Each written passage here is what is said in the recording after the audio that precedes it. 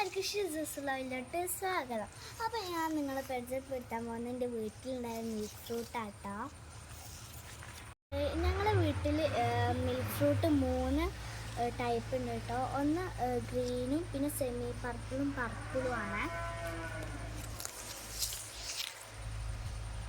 ഞങ്ങൾ ഈ സീസണത്തെ അവസാന വിളവെടുപ്പാണ് കേട്ടോ. എൻ്റെ കാക്ക വരാൻ വേണ്ടിയിട്ട് കാത്തുന്നതാണ്. ഇത് കാണാൻ നല്ല അടിപൊളി പ്ലാന്റ് ആട്ടോ. ഇത് മൊത്തത്തിലൊരു ഗോൾഡ് കളറാണ്. നമുക്ക് പറിക്കേ.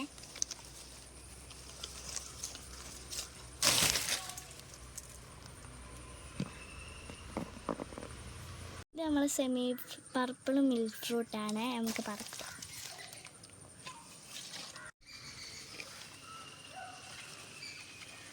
അപ്പോൾ നമ്മൾ ഗ്രീന് മുറിച്ചത് കേട്ടോ. നമ്മൾ സെമി പർപ്പിൾ ആട്ടോ.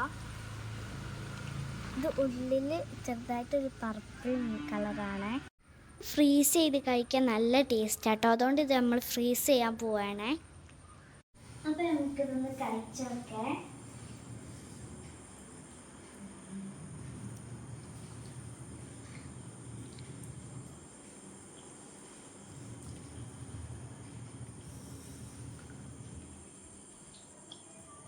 നമ്മൾ കുറച്ചേരം ഫ്രീസ് ചെയ്തിട്ടാട്ടോ കഴിക്കണത്.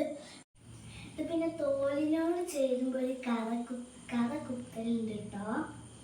പിന്നെ ഇത് അബിയൂൻ്റെക്കാളും ടേസ്റ്റുള്ള എനിക്ക് തോന്നിട്ടോ.